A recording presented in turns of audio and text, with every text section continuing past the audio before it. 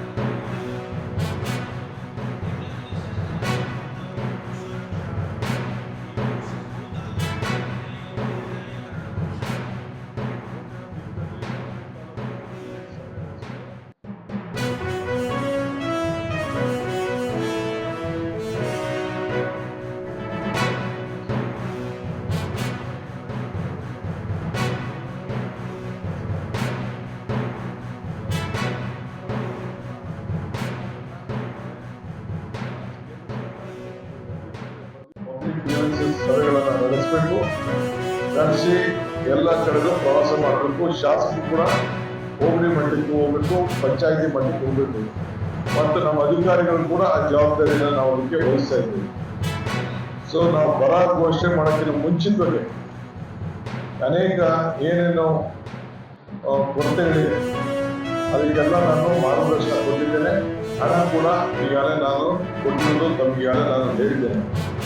So ಅದರಿಂದ ಇವತ್ತು ಬೆಸ್ಕಾಂ ಎಂಡಿಗಳು ಕೂಡ ಬೋರ್ವೆಲ್ಗೆ ಕೂಡಲೇ ನಿಮ್ಗೆ ಏನ್ ಬೇಕು ಹಣನ ಈ 1 ಕೋಟಿ ರೂಪಾಯಿಲೆ ಕೆಲವು ಪವರ್ ಕನೆಕ್ಷನ್ ಕೊಡ್ಬೇಕಾದ್ರೆ ಇದನ್ನ ನಾವು ಕೊಡಲಿಕ್ಕೆ ನಾವು ಬದ್ಧವಾಗಿದ್ದೇವೆ. ನೀವು ಲೆಕ್ಕಾಚಾರ ಹಾಕಿ ಇದನ್ನ ಮಾಡ್ಬೇಕಾದ್ರೆ ಒಂದು ಎಸ್ಟಿಮೇಷನ್ ಮಾಡ್ಬೇಕಾದ್ರೆ ಬೋರ್ವೆಲ್ಗೆ ಪವರ್ದು ಕೂಡ ಲೆಕ್ಕ ಹಾಕಿ ನೀವು ಮಾಡ್ಬೇಕು ಅಂತ ನಾನು ಹೇಳಿದ್ದೇನೆ. SIR ವಿಚಾರದಲ್ಲಿ ಮನೆಗೆ ಗ್ಯಾಸ್ ಸರ್ಟಿಫಿಕೇಟ್ ನ ಏನು ಸುಮಾರು 3.5 ಕೋಟಿ 4 ಕೋಟಿಯಷ್ಟು ಗ್ಯಾಸ್ ಸರ್ಟಿಫಿಕೇಟ್ ಇದೆ. ಅದೆಲ್ಲ ಡೌನ್ಲೋಡ್ ಮಾಡಿ ಮನೆಗೆ ಯಾರು ಕೇಳಿದ್ರೆ ಎಲ್ಲರೂ ಕೂಡ ಕೊಡಬೇಕು. ಯಾಕೆಂದ್ರೆ ನನಗೆ ಬಂದಿರೋ ಮಾಹಿತಿ ಪ್ರಕಾರ 1 ಕೋಟಿಗೂ ಹೆಚ್ಚು ಜನರು ಈಗ ಸರಿಯಾದ ರೀತಿ ದಾಖಲೆಗಳಿಲ್ಲ ಅಂತ ಹೇಳಿ ಕೆಲವನ್ನ ವಾಪಸ್ ಅವ್ರಿಗೆ ನೋಟಿಸ್ ಕೊಡುವಂತ ಸಿದ್ಧತೆ ನಡೀತಾ ಇದೆ ಅಂತ ಹೇಳಿ SIR ಅಲ್ಲಿ ನನಗೆ ತಿಳಿದು ಬಂದಿದೆ. ಅದಕ್ಕೆ ಆನ್ ಪ್ರಯಾರಿಟಿ ರೆಸಿಡೆನ್ಸ್ ಸರ್ಟಿಫಿಕೇಟ್ ಮತ್ತು ಗ್ಯಾಸ್ ಸರ್ಟಿಫಿಕೇಟ್ ಅವರಿಗೆ ಮಾಹಿತಿಗೋಸ್ಕರ ಅವರ ಮತದಾನದ ಹಕ್ಕನ್ನು ಉಳಿಸ್ಕೊಳ್ಬೇಕು ಅಂತೇಳಿ.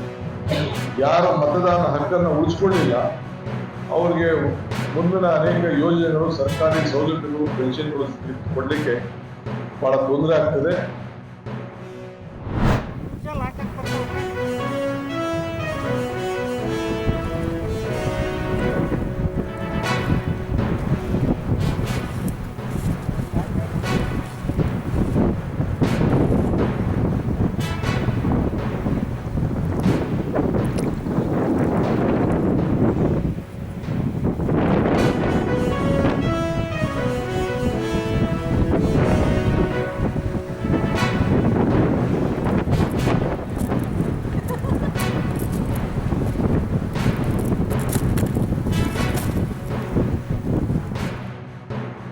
ಭಾಳ ಕ್ಷೇತ್ರ ಮಾಡೋಕ್ಕಾಗಲ್ರಿ. ನಮಗೆ ಸ್ವಲ್ಪ ಭೂಮಿ ಎಡದವಲ್ರಿ, ಭಾಳ ಮಾಡೋಕ್ಕಾಗಲ್ಲ. ಎಕರೆ 2 ಎಕರೆ 4 ಎಕರೆ ಸ್ವಲ್ಪ ರೈತರು ಅವರು ತಕ್ಕಂತಾಗ ಭೂಮಿ ಇದ್ದಂತ ಮಾಡ್ಯಾರ. ಈ ಸಲ ಸೂರ್ಯಪಾನ ಹಾಕಿವ್ರಿ, ಹೆಸರು ಹಾಕಿವಿ, ಶೇಂಗಾ ಹಾಕಿವ್ರಿ. 3 ಅಂತೂ ಕ್ರಾಪ್ ಹಾಕ್ತೀವಿ ನಾವು. ಮುಂಗಾರಿ, ರೋಣಿ ಮಳೆ, ಚೆನ್ನಾಗಿ ಮಳೆ ಆದ್ರೆ 3 ಕ್ರಾಪ್ ಬರ್ತದೆ. ಪರವಿಲ್ರಿ. ಈ ಸಲ ಸ್ವಲ್ಪ ಇಳುವರಿ ಕುಂಠಿತ ಆಗುತ್ತೆ, ಮಳೆ ಭಾಳ ಕಡಿಮೆ ಆಗೈತ್ರಿ. ಇದು ಏನೋ ಮತ್ತು ಇದ್ರಾಗ ತೇವಾಂಶ ಉಸುಗಲ್ರಿ, ತೇವಾಂಶ ಇಟ್ಕೊಂಡು ಸ್ವಲ್ಪ ನಮ್ಗೆ ಆಶಾದಾಯಕ ಇಟ್ಕೊಂಡ್ರೆ ಕಡೆಗೆ ಇವತ್ತು ನಮ್ಗೆ ಅಟ್ಲೀಸ್ಟ್ ಇವತ್ತು ಬರ ಬಿದ್ದೈತೆ ಅಂದ್ರೂ ಬೀಜಕ್ಕೆ ಏನಾರು ಸ್ವಲ್ಪ ಪಲ್ಯಕ್ಕೆ ಆಕಡಿ ಕಾಳಿಗೆ ಏನಾರು ಒಂದು ಮನಿತಾನ ನಡೆಯಕ್ಕ ಅನುಕೂಲತೆ ಐತಿ ಸರ್. ಈತಿಂತ ಉಸುಗ್ ಏರ್ಕೊಂಡು ಏಟ್ರೆ ಕಾಣ್ತು ಅನ್ನಕ್ಕೆ ಇದು ಮಾಡೋದು ಸರ್. ಇನ್ನೂ ಇವತ್ತು ಹೆಚ್ಚಿನ ರೀತಿಯಾಗಿ ರೈತರು ಇನ್ನು ಇಂಥವೆಲ್ಲ ಮಾಡ್ಕೊಂಡು ಅನುಕೂಲತೆ ಮಾಡ್ಕೊಂಡ್ರೆ ಒಳ್ಳೆ ಬೆಳೆ ತಮ್ಮ ಜೀವನ ಸಾಗಿಸೋಣಕ್ಕೆ ಅನುಕೂಲ ಆಗುತ್ತೆ. ಇನ್ನೂ ಹೆಚ್ಚಿನ ರೀತಿಯಾಗಿ ಸರ್ಕಾರದ ಪರಿಹಾರ ಎತ್ತ ಮರೆ ಹೋಗಾಗಲ್ಲ. ಈ ತಮ್ಮ ಬೆಳೆಯಾಗ ತಾವು ಬದುಕ್ತಂತಾರೆ, ಬದುಕಕ್ಕೆ ಒಂದು ಸರ್ಕಾರ ವ್ಯವಸ್ಥೆ ಮಾಡಿದ್ರೆ ಇನ್ನೂ ಅನುಕೂಲ ಆಗುತ್ತೆ. ಈ ಬಿಸಿಲು ಬರೋದ್ರಿಂದ ಭೂಮಿ ತಂಪು ಇರ್ತದೆ. ಹಾಗಾಗಿ ಹಿಂಗಾರಿಗಳ ಬೆಳೆಯಲಿಕ್ಕೆ ಅನುಕೂಲ ಆಗುತ್ತೆ ಅಂತ ತಿಳ್ಕೊಂಡು ಈ ಒಂದು ವ್ಯವಸ್ಥೆಯನ್ನು ಕೈಗೊಂಡು ಇದರಿಂದ ಜೋಳ ಬೆಳೆಯಲಿಕ್ಕೆ ಅನುಕೂಲ ಆಯ್ತು, ಜೀವನೋಪಾಯಕ್ಕೆ ದಾರಿ ಆಯ್ತು. ಇದೇ ನಂತರ ಬೆಳೀತಾ ಬಂದ್ಮೇಲೆ ಮುಂಗಾರಿ ಹೆಸರು, ಹಿಂಗಾರಿ ಶೇಂಗಾ ಇದೇ ರೀತಿ ಬೆಳೀತಾ ಕಡ್ಲಿ ಇನ್ನಿತರ ಬೆಳೆಗಳನ್ನು ಬೆಳೆದು ಸರಿಯಾದ ಜೀವನೋಪಾಯಕ್ಕೆ ದಾರಿ ಕೈಗೊಂಡು ಬದುಕಲಿಕ್ಕೆ ದಾರಿ ಆಯ್ತು. ಈ ರೀತಿಯಾಗಿ ಬಿಸಿಗೆ ಇರೋದ್ರಿಂದ ಅನುಕೂಲ ಆಗುತ್ತದೆ. ಯಾಕಂತಂದ್ರೆ ಉಸುಗೆ ಹೇರೋದ್ರಿಂದ ಏನಾಗ್ತೈತಿ, ಭೂಮಿ ತಂಪು ಉಳಿತೈತಿ, ನೀರನ್ನು ಹಿಡಿತೈತಿ. ಅಲ್ಪ ಮಳೆ ಆದರೂ ಸಾಕು, ಗಿಡಗಳಿಗೆ ಎಷ್ಟು ಬೇಕಷ್ಟೇ ನೀರನ್ನು ಕೊಡ್ತಕ್ಕಂಥದ್ದನ್ನು ಉಸು ಮಾಡ್ತೈತಿ. ಆಮೇಲೆ ಮಣ್ಣಿನಲ್ಲಿ ಯಾವುದೇ ನ್ಯೂಟ್ರಿಷನ್ ಹಾಕಿದ್ರು ಅದು ಬಿಟ್ಕೊಡಲ್ಲ, ನೇರವಾಗಿ ಗಿಡಗಳಿಗೆ ಕೊಡ್ತಕ್ಕಂಥ ಒಂದು ಅನುಕೂಲ ಮಾಡ್ಕೊಳ್ತಕ್ಕಂಥದ್ದು. ಇದನ್ನು ಸಾಕಷ್ಟು ರೈತರು ಎರೆಹಂಚಿನಾಳ, ಬಿನ್ನಾಳ, ಈ ಕಡೆ ಕುಕ್ನೂರು, ಈ ಕಡೆ ಕೌಲೂರು, ಈ ಸೈಡ್ ಸಾಕಷ್ಟು ನಾವು ರೈತರ ಹೊಲಗಳಿಗೆ ಅಡ್ಡಾಡಿ ನೋಡಿದಾಗ ಸಾಕಷ್ಟು ರೈತರು ಈ ಮಣ್ಣು ಇದು ಹೊಲದಲ್ಲಿ ಉಸುಗನ್ನು ಅಳವಡಿಸಿಕೊಂಡು ಒಂದು 3-4 ವರ್ಷವರೆಗೂ ಒಳ್ಳೆ ಬೆಳೆ.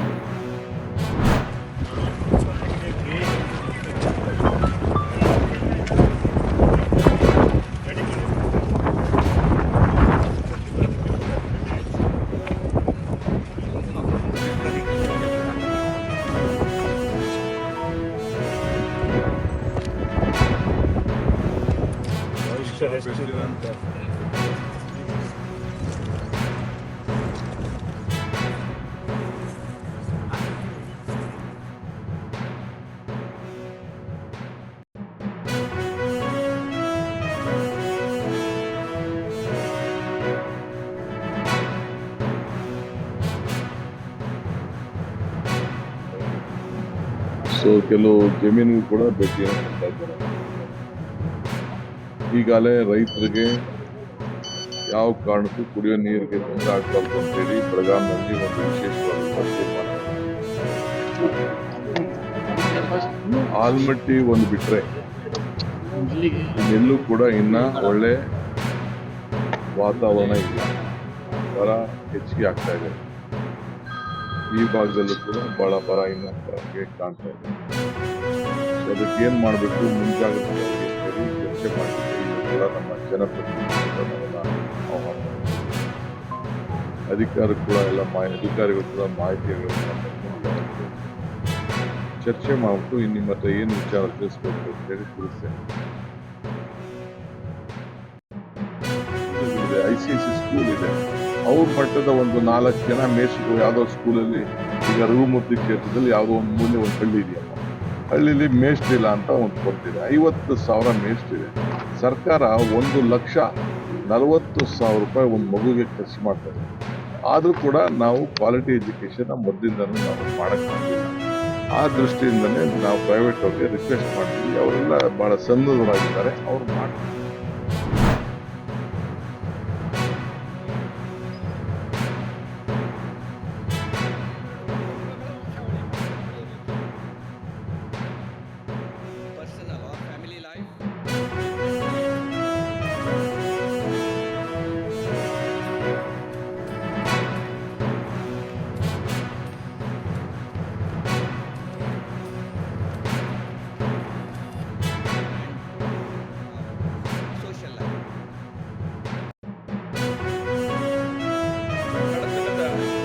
ಅನುಭವಿಸಿದ್ರಿಂದ ಬಡವರ ಜೊತೆಗೆ ಹೇಗೆ ನಡ್ಕೊಳ್ಬೇಕು ಅನ್ನೋದನ್ನು ಅವರು ತಮ್ಮ ಜೀವನದಲ್ಲಿ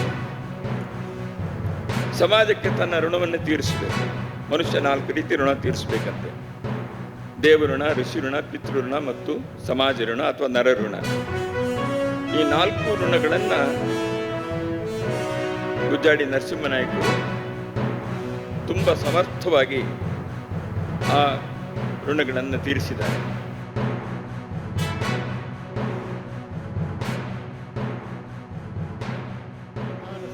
ಒಬ್ಬರಾಗಿರುವಂಥ ಪೇಜಾವರ ಮಠಾಧೀಶ ಶ್ರೀ ವಿಶ್ವೇಶತೀರ್ಥ ಶ್ರೀಪಾದರು ಅವ್ರು ಹೇಳಿದ್ರು, ನಮ್ಮ ಪರ್ಯಾಯದ ಅವಧಿಯಲ್ಲಿ ಇಲ್ಲಿ ಕಾರ್ಯಕ್ರಮ ಆಗಬೇಕು, ನೀವು ಎಷ್ಟೇ ಜನ ಬಂದರೂ ನಾವು ಅದನ್ನು ಸುಧಾರಿಸ್ತೀವಿ, ಸಂಭಾಳಿಸ್ತೀವಿ, ಖಂಡಿತ ಬರಬೇಕು, ಇಲ್ಲೇ ಮಾಡಬೇಕು ಅಂತ ಹೇಳಿದ್ಮೇಲೆ ನಮಗೂ ಅದು ಸರಿ ಅನ್ನಿಸ್ತು. ಶ್ರೀಕೃಷ್ಣನ ಸನ್ನಿಧಾನ, ಸಂಘದ ಎಲ್ಲ ಕಾರ್ಯಕರ್ತರಿಗೂ ಮುಂಚಿನಲ್ಲೂ ಪೇಜಾವರ ಸ್ವಾಮಿಗಳು ಅಂದರೆ ಒಂದು ಆಕರ್ಷಣೆ.